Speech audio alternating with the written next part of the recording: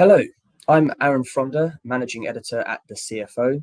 Welcome to the second episode of our Economist Insights series, where I'll be speaking with leading economists about the latest economic trends and challenges impacting businesses, with the aim of providing senior finance leaders with the necessary guidance they need to navigate their organizations accordingly. Today, I'm joined by Stephen Burnside, Chief Economist 3.0 at Rolls-Royce, where we will be discussing exactly what that amazing job title actually entails, as well as how his organization is digitizing its supply chain to help it become more proactive rather than reactive to Black Swan events that appear to be rising in frequency amid an increasingly interconnected world. Thank you so much for joining me today, Stephen. How are you getting on? I'm well, thank you. Fantastic week so far. Good. Glad to hear it. I'm kind of having quite a nice week myself. Just moved into my new flat, so I'm a very happy bunny, to put it that way.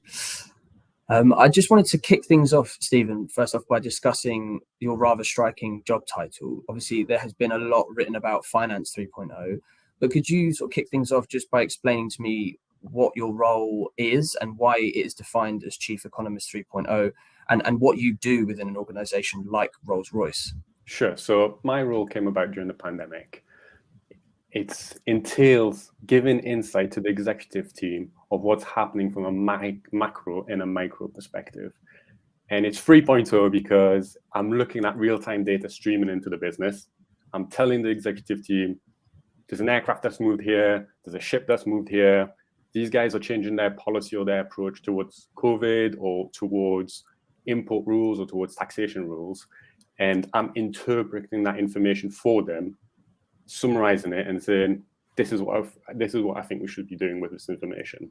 And many businesses, I think, especially in manufacturing or heavy manufacturing, have not yet tapped into that real-time high-frequency data to make a decision. So 3.0 really around digitalization of business processes, where we can take a traditional business process that could have taken between 3 and 4 months for an executive team to make a decision, and you compress that down to a couple of days, basically. Mm-hmm. And I also just you mentioned obviously your close ties and relationship with senior management. How close are you in your role to the CFO, and how does your work help management make key business decisions? Sure. So we've changed group CFO and business unit CFO, which I work in the last 12 months. During the pandemic, it was weekly basis with the CFO and the executive team because we had to have a dynamic response to the issues. And right now it's more on special projects. So if we need to generate additional cash, we need to make sure we're aware of what's happening from a cost perspective. I'll be dropped in and given my opinion. And as you can imagine right now, it's all about stagflation, which market's going to go into recession, how we're going to respond to that, make sure we don't leak value, where can we create additional value. So those are the conversations which are happening right now. Okay. And obviously the global supply chain crisis has been driven part by the pandemic but also partly by an over-reliance on Chinese manufacturing. And the crisis continues to impact companies across numerous industries. Could you elaborate on some of Rolls-Royce's supply chain issues and what you've done and are in the process of doing to mitigate them? Yeah, absolutely. So China for us as a market represents about 20% of our revenue stream. That's obviously going sideways right now because of their dynamic zero policy. And you can see that reflected in anything from buying goods to shipping goods. So I don't think our problems are unique to Rolls-Royce. It'll be, again, availability of raw materials at a reasonable cost and volume, getting the goods moved from A to B, and then making sure human capital is actually available to do the job in the factory, basically. From an aerospace perspective, our relationship with China is controlled by a lot of export control rules. So we might have less exposure than you would typically require, but we definitely have a deep relationship with China. So we've been in that market for about 50 years. We've actually just yesterday announced a joint venture with Air China for a maintenance and repair overhaul base. And we expect to be in that market for another 50 years. But what that means from a supply chain perspective is no over-reliance on one country or one market. So a lot of duplication, which I know CFOs hate the word duplication when you're talking about supply chain, because obviously there's an overhead, but you can't afford the geographical exposure anymore. you can't afford to be a part of your supply chain to be locked out anymore. So you need that availability, and that has a cost burden, but it's a risk mitigation cost burden, basically. And just sort of building on our previous question a little bit, so could you explain how global supply chains are evolving, given that an over-reliance on China has obviously fueled a push to more localized manufacturing, obviously more recently with the US government convening to examine how to ease America's reliance on Chinese manufacturing? Could you give any sort of insights there? I think the best example of that is probably NVIDIA. They announced again a couple of days ago they were going to build Freedom chips in the US. So that onshoring of lots of production is happening, and there's many advantages to that, mainly through tax breaks, job creation, heavy employment, a change in the logistics of the supply chain, so you're not exposed to weather events. So there's many benefits to it. From our perspective, we've always had a global footprint. So we've got facilities in Singapore, facilities in the UK, facilities in the US, and that creates your 24-hour operation, basically. So it's about putting your operations that most benefit the whole business equation. And I don't think that's going to change. There's always going to be opportunities to onshore stuff or to relocate manufacturing those components or getting people to set up a sales office in X, Y, and Z. And I think it's just about maintaining that worldwide agility of where you put your stuff. Sure. And sort of, again, I guess, talking about how this is done now a little bit, what steps are you taking at Rolls-Royce to digitize the supply chain and, I guess, use that as a way to second guess the recovery efforts needed in real time, obviously given the supply chain constraints and issues that we're seeing at the moment? Yeah, so it's all about digitalization. So if a computer can do the job, let the computer do the job. Write a line of code, remove the person from the equation if you don't need a person there. So that's step number one. Everything's in the cloud, so you're dynamically linked now to data sources. So instead of getting a person literally running with a spreadsheet around the business, you just tap into the cloud. You make sure everybody's aware of the cloud environment. You've got your dashboards, your digital tools streaming out of the cloud. And then from there, you're creating metrics or you're seeing volumes of information that enable you to pull business levers. So there's no point in trying to make a decision. And when you pull the lever, there's nobody on the end responding to that lever within the business. So having an understanding of what metrics means what and how you can pull a lever in the business that takes a business outcome action in effect. So a person that does something for you, which will benefit the business outcome. So that's the way we do it, basically. Digitalize everything top to bottom. Make sure you have visibility, transparency about the metrics you have to monitor to get the correct business outcome. And obviously, within our publication, we talk a lot about kind of the digitization of the finance function. If you don't mind me asking, how revolutionary is the setup at Rolls-Royce with regards to monitoring your supply chains? Is Rolls-Royce sort of leading the way in this regard, or are there other organizations that maybe you can point to that have also adopted a similarly kind of sophisticated level of processes for monitoring supply chain shocks in real time? Yeah, so it's super hard to say where we stand in the ranking. If you think you're the biggest shark, you're going to get it all the time. So we always live in fear that we're not the best at what we do, which is great because it's super healthy because it just propels you forward. So I don't know how we stand in that ranking, but what we do know is that it has a tangible business benefit, and that and measuring the difference of what we did do before and what we're doing now. And the tangible outcome measured in hundreds of millions of dollars. So the return on investment of a digital team is off the charts.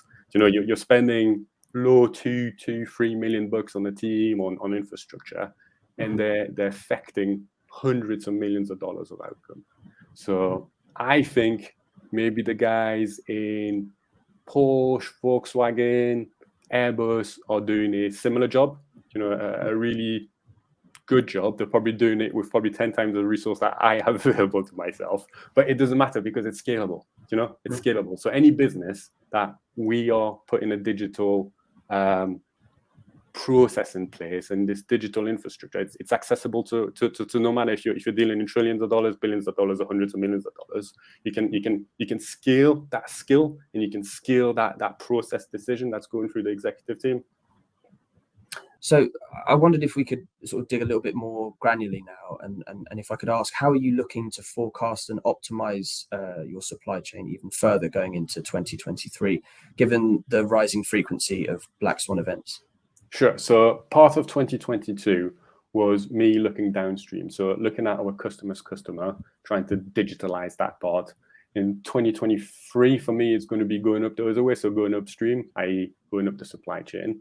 And just to give you an example of how far we went downstream, at one point, I was monitoring the volume of chicken lasagnas Delta were ordering to get on their planes as a strong demand signal into our business. And that's how far you can go. And I believe if looking up upstream, so looking at raw material suppliers, looking at tier 2, tier 3 suppliers, it's possible to get that digital signal. And there's really asymmetrical data you can reach into. And that allows you to digitally map out the supply chain, also figure out what your competition is up to. If the competition's added or removed a supplier, that should, it should be a signal to us as a business. And there are those data points. Some of them are archaic. So you're paying somebody to digitalize, like literally a piece of paper that somebody has as import duty. So you pay import duty on some goods, but you can see that transaction happening. Right now, it might be collated on a piece of paper. You pay somebody to go and digitalize it, to come and stream it into your business. And that signal, that sort of behavior, you can track, monitor, and then you respond to it, basically. And obviously, we're moving into what looks like quite sort of difficult times economically. I just wondered if you could elaborate on how Rolls-Royce has reacted to cost-cutting and redefining operational process excellence to support the organization's needs. Yeah, sure. So through the pandemic, we removed about 9,000 roles out of the business. So that's a lot of people. It's a high volume of people compared to the size of our business. But we made sure that we didn't remove 9,001, basically. So we knew when to stop doing the cut and how deep we cut to make sure there was no ongoing scarring. And that's important because we are seeing an incredible bounce back in the aviation market. We're slightly out of step with the global economy, because before it always used to be in aviation, if GDP grows by 2, if GDP grows by 2, traffic grows by 4. That was kind of the solid equation. Through the pandemic, that link has been broken because people have been staying at home, they've accumulated savings, and now all of a sudden, they want to do that trip in summer. They want to do that business trip to go and establish a face-to-face relationship with somebody. So even though there are headwinds for the global economy and for more specifically local economies like Germany, for example, air traffic is still seeing a resilience. It's still seeing a bounce back. And again, this is about understanding who actually pays the bills. So for us, our consumer, our end customer who buys a ticket has a higher average income than the general population. They tend to have accumulated savings. They tend to have a job which was probably more protected than somebody working in a factory, because that's just the nature of our customers. So because of who our customers sell to, we're slightly more insulated from economic headwinds, basically. Sure. Well, on to my final question now, Stephen. You'll probably be glad to hear. But I just wanted to ask, sort of turning attention to sort of the sustainability revolution. So what step change have you begun to implement at Rolls-Royce to support net zero efforts? And what opportunity does the sustainability revolution kind of present to you as an organization, to you as an individual, and the business more broadly? Yeah, so biggest opportunity in the next 30 years, sustainability. Doing that business pivot towards addressing sustainability. To be a 1.5C ready business is just, you can't ignore it right now. I mean, from a reporting requirement, we have to do TCFD, so Task Force for Climate Change Disclosure. So we did that for the first time last year.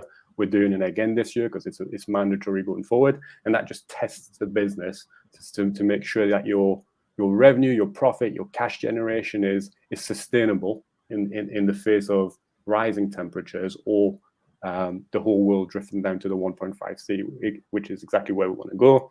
We've just submitted science-based targets. So that's an independent organization which validates basically your pivot towards net zero. So that's awesome.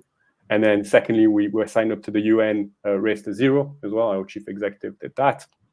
So the entire business, instead of just looking at the traditional profit, cash generation in business as usual, now we're always applying the net zero lens to it. It's how does this help us get one step closer towards net zero? How can we glide down towards 1.5? Is this the right decision? So in business cases, right now we've got an IRR, we've got return on investment, we've got capital, we've got the cash flow spend, but there's also a CO2 target. And declaring the amount of CO2 that this will mitigate, I think is one of the key achievements I've done this year within our business. It's look at the cash, look at the return on investment, look at the CO2 mitigation. And just that last one can do that emotional switch where, okay, this might be 1% off an IRR, but from a CO2 perspective, it makes such a difference. It's the right thing to do. Sure. Thank you so much for your time, Stephen. Sadly, that is all we have time for, but really appreciate you sharing your insights with me and our subscribers today.